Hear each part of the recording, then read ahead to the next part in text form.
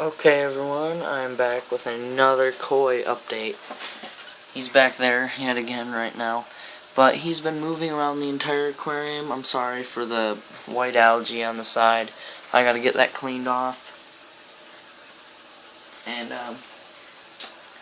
yeah, I got some more money. I got $6. See what I can buy. Not really going to add much more planting to the aquarium like I wanted to, though. It'll take up too much space. I think for planting, I'm good with this for right now. I don't really need anything else.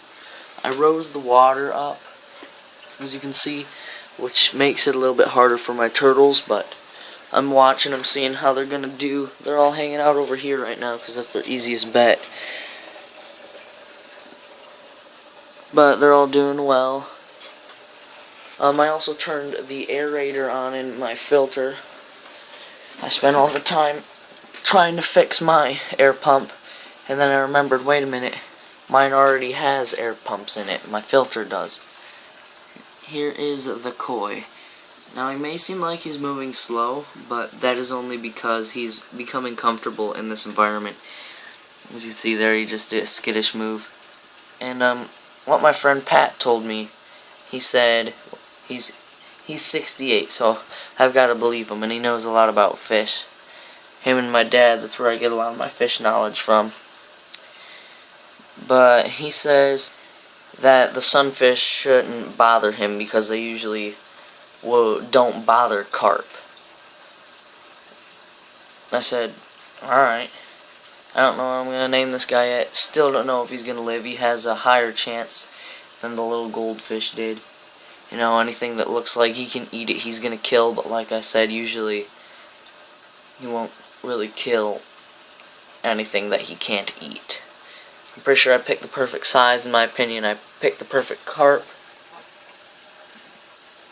Doitsu Beko. Doitsu Beko. Gotta remember that. Water is a little cloudy. That's because I need the right size filter pads, and I will be getting rid of some fish because I'd like to add new and different fish to the aquarium. I can't get rid of James's. That guy is older than all of these fish. Cannot get rid of the red ear. That is too hard to find. I'm thinking about getting rid of that guy up there, though, because all he does is hide. 100% getting rid of him and that little guy hiding in there. I was thinking about getting a Pleco for the algae, but of course I had to ask my dad, and he said, they'll eat it, but they won't make a difference. So, no point in spending my $6 on buying a Pleco or two. So, I might buy plants. I might save it, buy fishing equipment with $6, or I might buy my koi a friend. But that will only be done after I get rid of the fish I have to get rid of.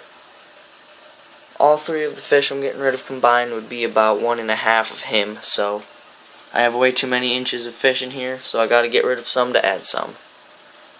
That's my plan. Overall, as you can see, he's still eating just fine. He is still chased around a little bit, but not really. A lot less than the sunfish are.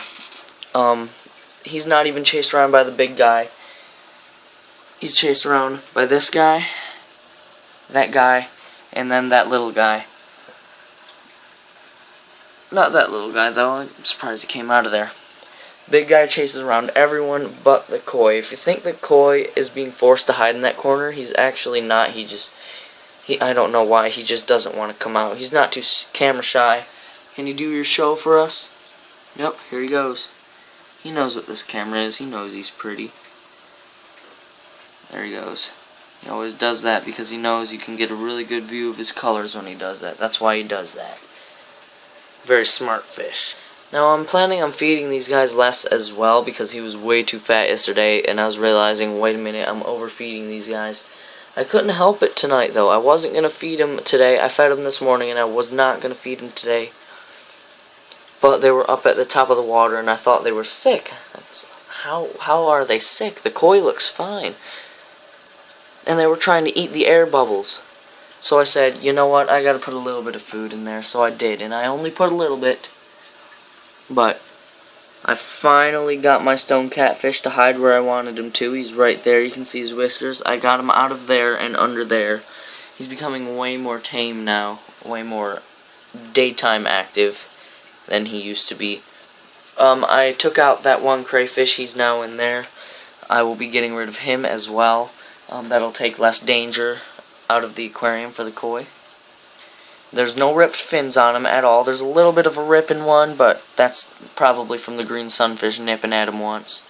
But that's only one tiny rip, and it's not even like a tear out of his fin. It's just a little rip that could have happened by anything. It's not really noticeable at all. You can't even see it on camera.